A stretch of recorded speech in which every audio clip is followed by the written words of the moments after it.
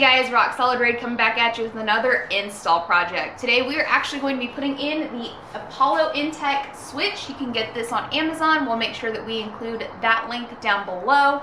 And I'm gonna let Josh take over and tell you a little bit about it. Yeah, so basically what we're putting in the 6-pod switch.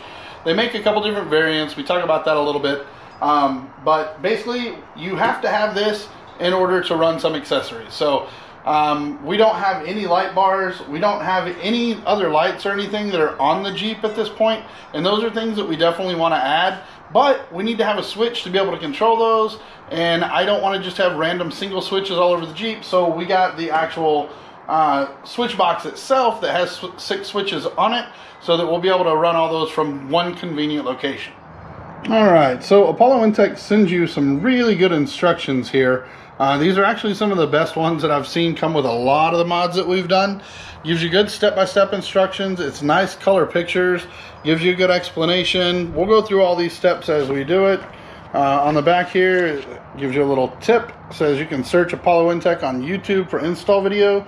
There are quite a few people who've done videos on this as well. We just wanted to be able to do our own. So let's get started. Alright, so there are a couple different ways that you can install this switch depending on the year of your Jeep. So if you have a 2007 to 2010, it's going to be a little bit different. We have a 2014, so we're going to be using the instructions for, obviously, our Jeep. So you've got a bolt that's right over here on your ECU. We're going to be using that location. And then there is another one that is down on the bottom over here that we're going to be utilizing.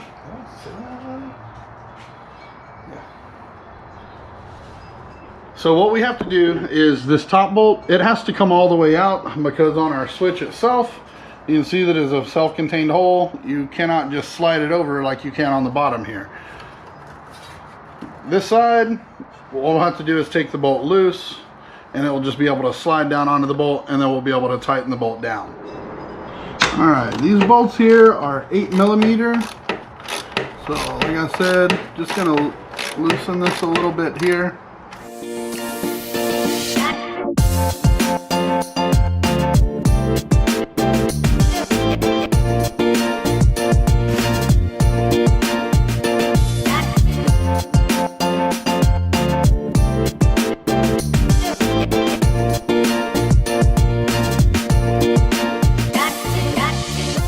So we are on step 3, so that's going to be taking the switch and actually installing it in here.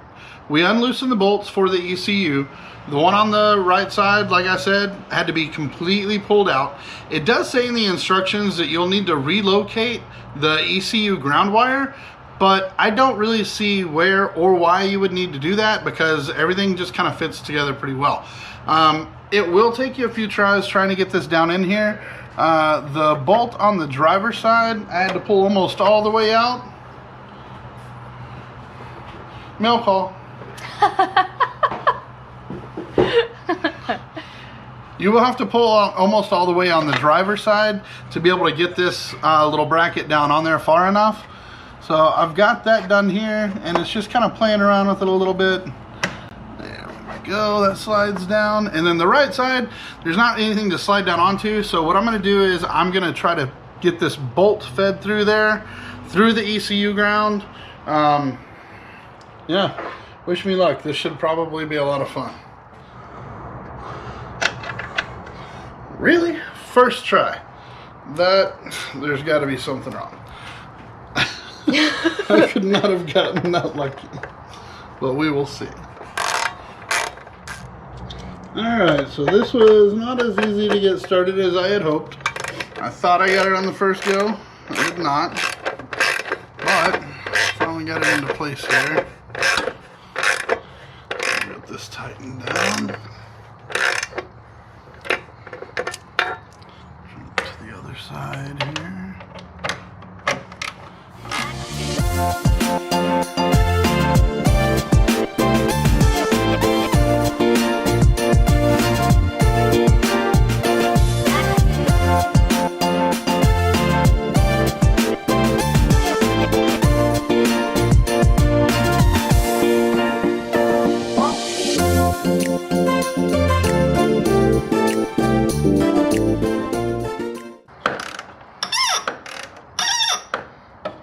that's a sound.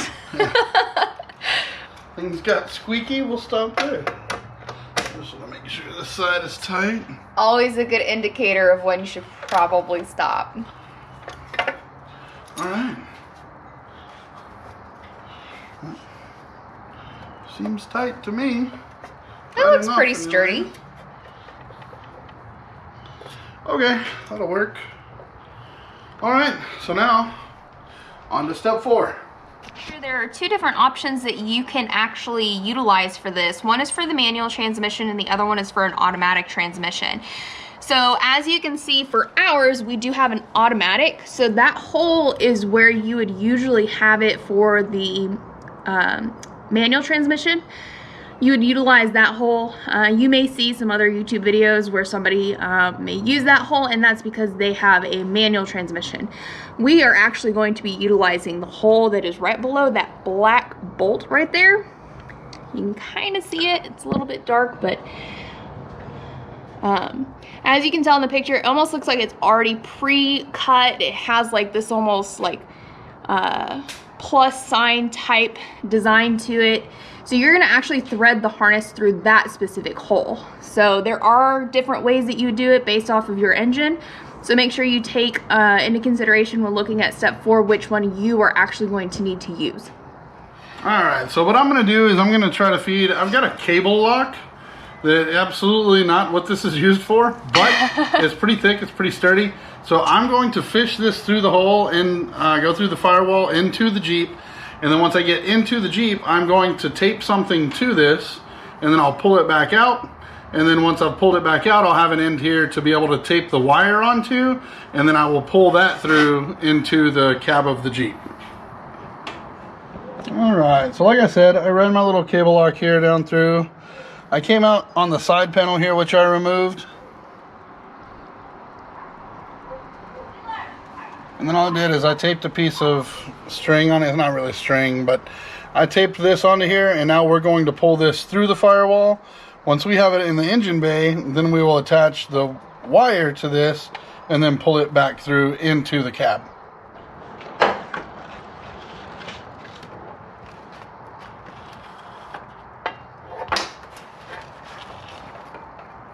So you want to make sure you're slowly pulling this through whenever you guys are doing this, because if not, then you guys are gonna end up just ripping the whole entire thing out, and then the whole reason why you did it is gonna kind of be all for naught.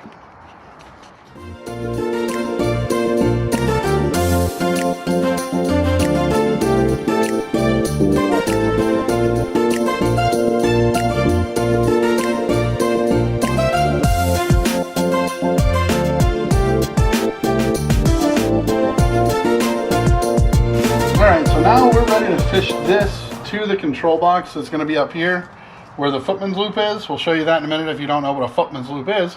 But before we do that, I think it's going to be a little bit easier if we take some of this stuff off, because it has to fish up through the A-pillar and come across here and then go through the piece of trim all the way over to where the footman's loop is at. So you can see it'll go through here and all the way over to the footman's loop right there. So to make this a little easier, number one, we have to pull the freedom panels off. I'm going to be pulling this visor off. I'll pull my grab handle off. We'll pull this trim and this trim off. The top piece, I don't believe we're going to have to pull all the way off. It'll pull down just a little bit to give us some space to be able to feed the wire through there.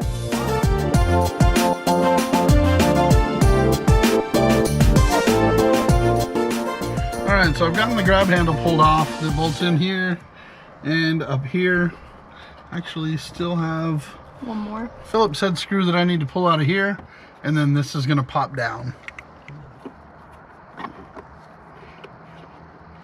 No, it's not coming out at all. Let me try.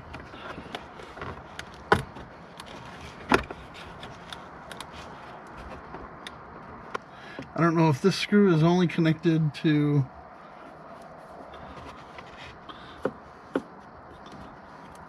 this other trim piece, or if it's connected into the frame.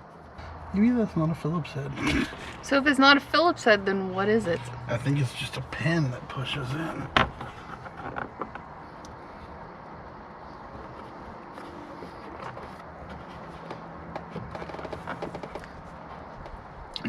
try to get it in there.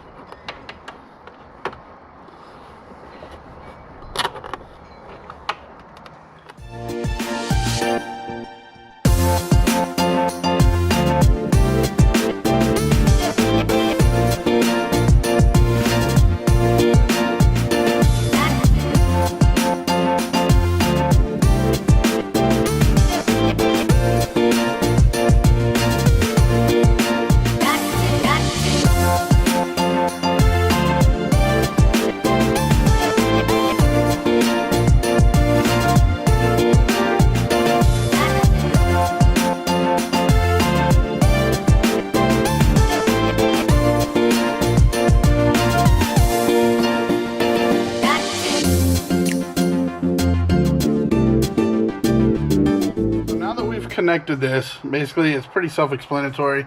Little red arrow points at little red arrow, you connect that, and now that is ready to go.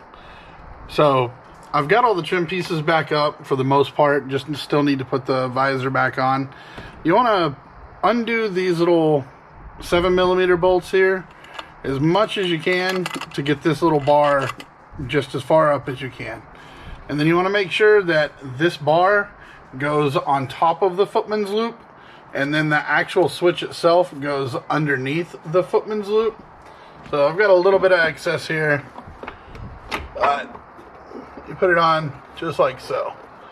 So now that that's there, what's going to happen is you have to use a 7mm wrench to tighten these down, and then underneath you'll see that there are two holes, very hard to see because my mirror's kind of in the way. But you have a hole on the corner here and a hole on the corner there. They send you two small Phillips head screws that you can use just to go into those holes. They're just self-tapping, they'll go into the trim. On the back side of the switch, there's double-sided tape. So now that we're ready to put this into position, we'll peel this off. It'll stick to the trim, as well as we'll have our screws going in there, so it should hold it pretty tight.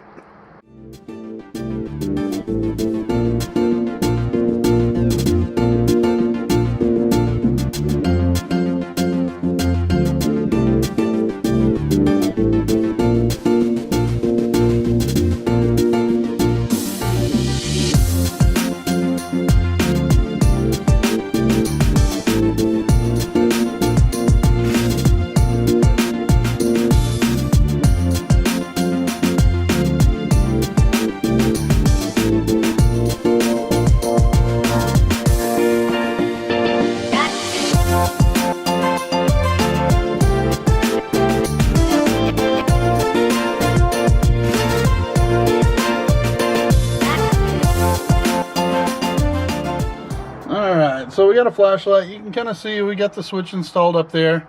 We haven't put any of the actual switches on it yet. We got the visor, the handle, all the trim put back on until we get down here. And you'll see we've got quite a bit of excess. I'd say not quite a foot, but maybe.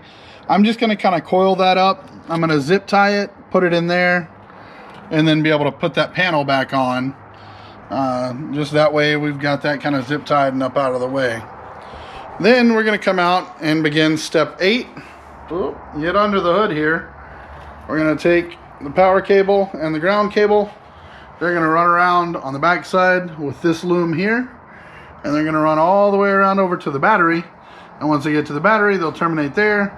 We've also got to open this up and put the ignition wire in so that it will power up whenever the ignition is on. Okay, per the secondary instructions that you see here, it says to either utilize the M6 or M7 fuse slot for gaining accessory power so that you can have this controlled through the ignition. The M7 is this fuse right here. M6 is this fuse back here. Since this is what we're going to be using, I'm going to go ahead and utilize the M7 slot. So I'll have to pull this 20 amp fuse out of here and then replace it with this. So now that that is in place, that wire will now connect here. The end of this wire will be crimped into this, and this wire will run all the way around the back side on this loom and go back over here to our switch box itself, the control module under the hood, and it will connect on a jumper. I believe it's J2, J3. We'll show you that in just a second. Alright, so as I said, P2, is that what I said earlier? Probably not, but P2 is where this goes. So that goes on right there. And what we're going to do, we've got to route all of our wires over to the battery.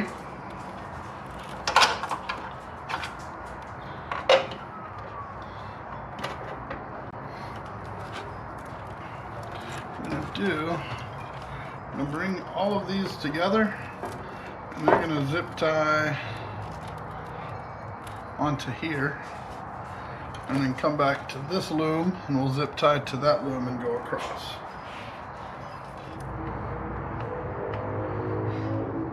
So one of the things that we started doing per the instructions was zip tying, and we tried to zip tie it in the actual engine itself, but in order to allow us to make sure that nothing was getting tangled and we wanted to make sure everything was as secure as it could be, we decided to actually just take it all from here and just take it completely out. And Josh is just kind of a little bit of a combination of braiding and making sure that everything is straight and he's not messing anything up. So this is what we recommend doing. It just helps us to get a better idea of where all the wiring is at and where you're able to secure everything down.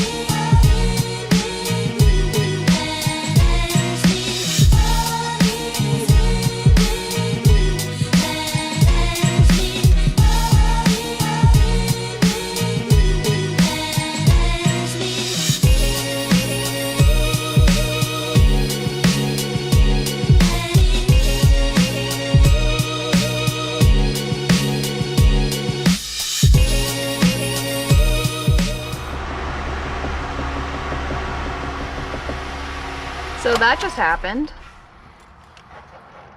Now we got to try to troubleshoot it.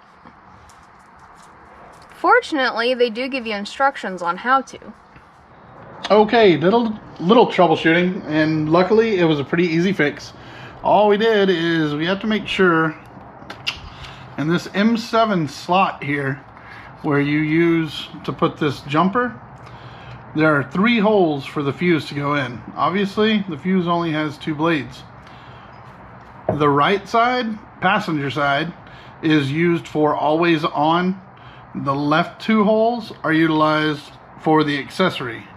So if you plug into the left side, down in there, now this will only have power whenever the ignition is on, which is exactly what we want. We want it to only be providing power to this switch whenever we have the ignition on. So troubleshooting was pretty easy, real quick, real easy. I'm going to button this up here, and then we're going to move inside the Jeep. So currently we have absolutely nothing that we're going to be utilizing these switches for, but we do know that at some point everybody wants lockers, so let's throw that on there for front locker, and then we'll throw this one on here for rear locker. Okay, and then we will throw on, let's see, if we wanted to do some sort of off-road lights, I'd say that'll just be like some trail lights that go on the front bumper area somehow. And these are really easy to install. These are not difficult at all. Snapping in pretty easy. So as I said before, it's not connected to the battery, so it will not come on without having the ignition on. So, and now we have power. So now you can see it's lit up and shows front locker, rear diff, off-road lights, cube lights, rear lights, and zombie lights. Now, whenever you turn these on, say we did have lockers, which we absolutely do not, then I could click here, and now it shows me that that one is on. Once we have our zombie lights, boom, zombie lights. We can see zombies. So these are very positive clicks. I like that. Does not feel cheap at all. This is a really great price on this. Feels really heavy duty. I really like the positive click of the switch. Definitely lets you know that you've clicked it over, as well as having the light on there obviously shows you that you've got power going to that. And another thing that you can do, if you press and hold, you can change the brightness of this light. So now we're all the way bright. That's as bright as it will get there.